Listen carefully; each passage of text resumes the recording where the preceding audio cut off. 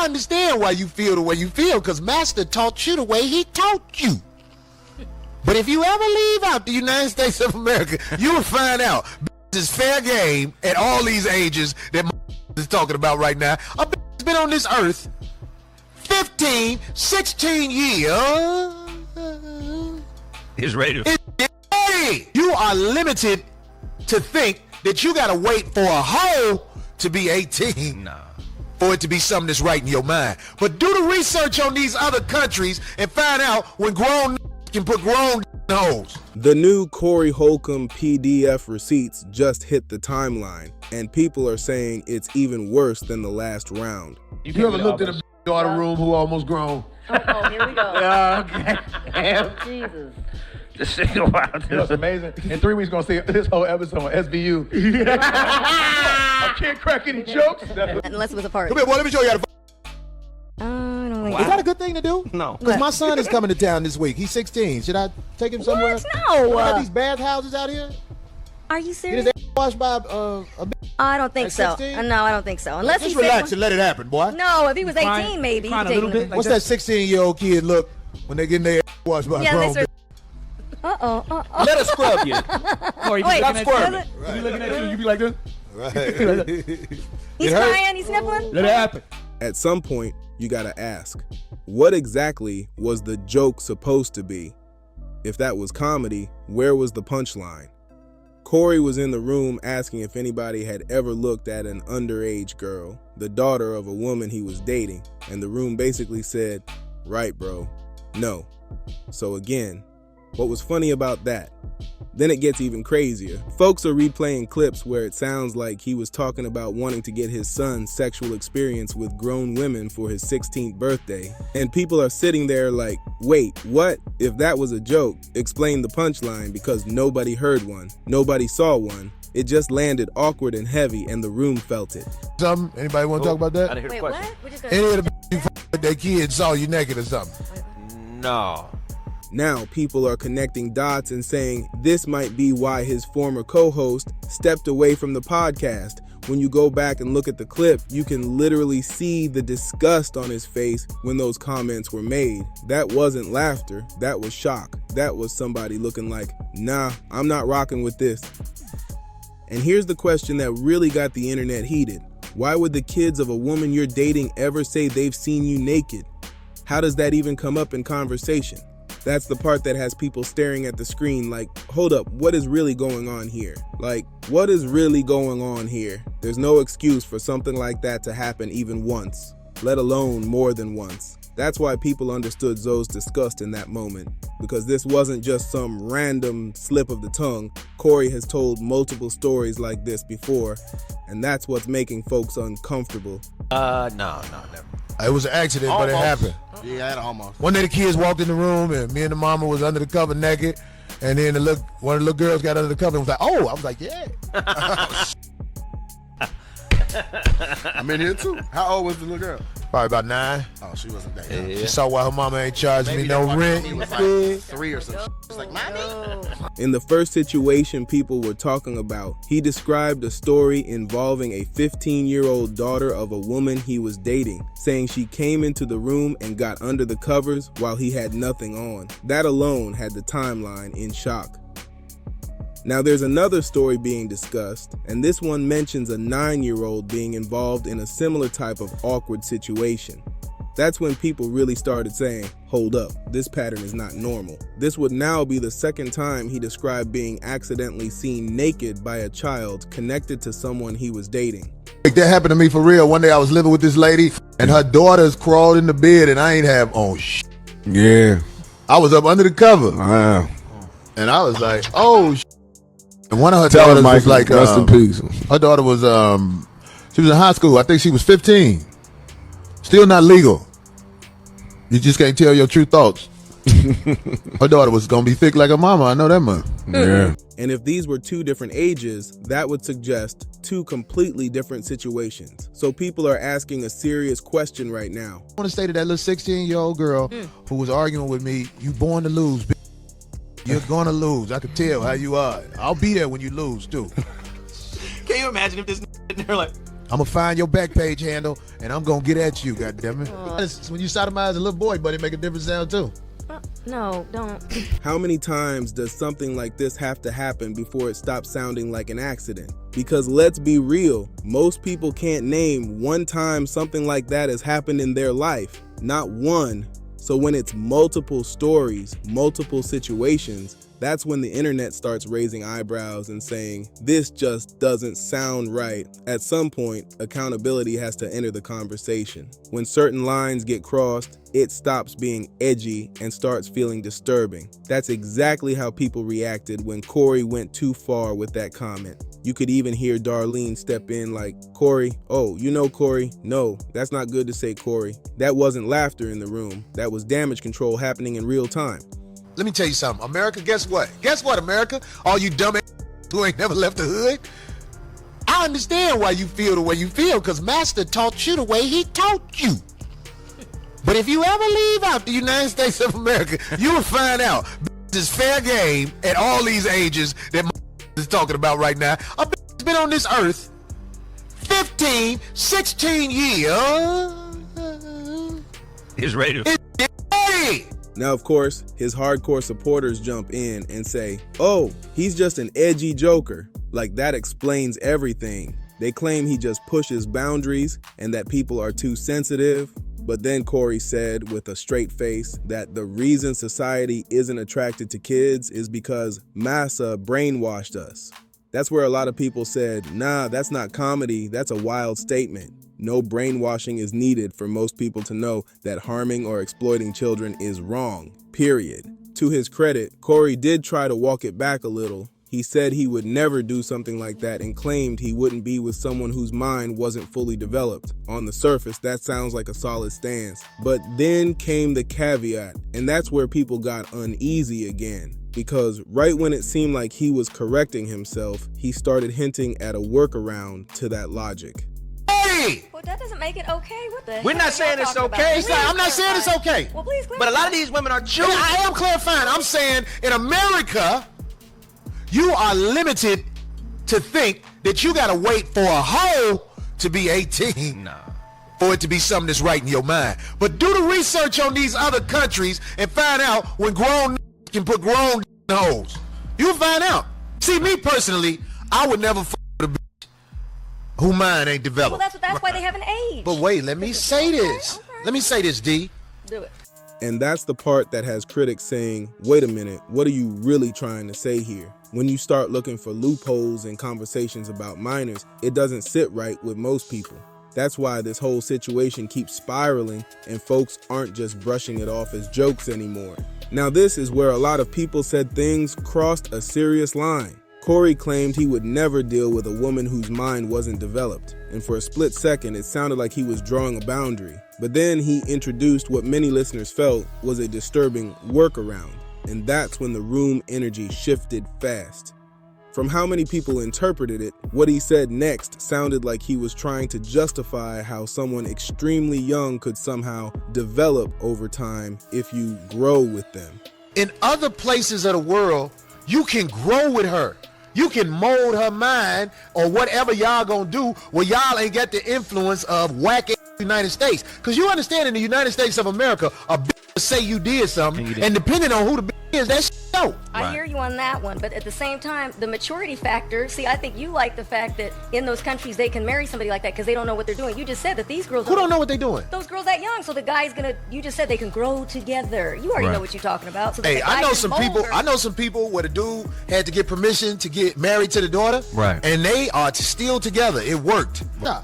They get pulled in. Somebody say I said a 15, 16-year-old girl is perfect. What? Hey, I said a 15, 16-year-old girl is a perfect, you can have the healthiest baby you can have with somebody like that. That's their statistics, I man. said that. If you know anything about human anatomy, that's what I'm talking about. I said, in America, if a girl is 18 or under 18, then it's drama. If you put a girl under 18 in America, it's drama. I mean, a young bitch, when you grown, I don't think that helped the community, man. I'm just keeping it real. It's some shit somebody like to say. Once young girls are in high school and their bodies are developed a certain way, it look good. That interpretation alone set the internet on fire. When you start talking about growing with a 5, 6, or 7-year-old so that later their mind is developed, people aren't hearing comedy anymore. They're hearing something that feels deeply wrong. Then it went even further, he said, with a straight face, that a 15 or 16-year-old could produce the healthiest baby. That statement shocked a lot of viewers because it's not only morally alarming, it also clashes with basic medical consensus about physical and emotional maturity. In previous clips, he mentioned 16, 17, 18, but now the number dropped even lower, and that's why critics say this isn't just edgy talk anymore. People immediately question where that idea even came from. What anatomy class would teach that teenagers are biologically ideal for childbirth in today's world? Medical professionals consistently warn about the health risks and psychological impact of teen pregnancy, so hearing that claim felt reckless to many listeners. That's why so many critics are saying this isn't just about offensive jokes anymore. When statements start sounding like they're normalizing harmful ideas involving minors, the reaction is going to be intense every single time, and that's exactly why this situation keeps escalating instead of fading away. Now, here's the bigger issue that people keep bringing up. This isn't just one wild comment taken out of context. This is a pattern of statements that keep circling back to the same disturbing topic, and that's why the backlash isn't slowing down. When the same type of shock value keeps popping up, folks stop calling it edgy and start calling it a red flag. A lot of critics are saying this goes beyond comedy. In stand-up, you can push limits, sure, but there's a line where the crowd doesn't laugh, they freeze up. And when the room gets quiet instead of cracking up, that tells you everything. That's exactly what people say they're seeing in these clips. Supporters still argue he's just being controversial on purpose. They say he's testing boundaries, trying to spark debate, trying to be different. But critics respond with one simple point. There's a difference between dark humor and statements that sound like they normalize harm involving minors.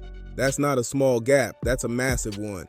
And now the real question floating around is about accountability. When does someone step back and say, maybe this direction isn't it? Because the internet doesn't forget, and every clip gets replayed, slowed down, dissected, frame by frame. This isn't 2005 anymore, this is viral culture. At the end of the day, the controversy isn't fading because people feel the comments weren't just jokes that missed. They feel like lines were crossed repeatedly. And when that perception sticks, it's hard to shake it off, no matter how loyal the fan base is. Now here's where the conversation gets even heavier. The internet isn't just reacting to one clip anymore. They're replaying everything side by side and looking for patterns.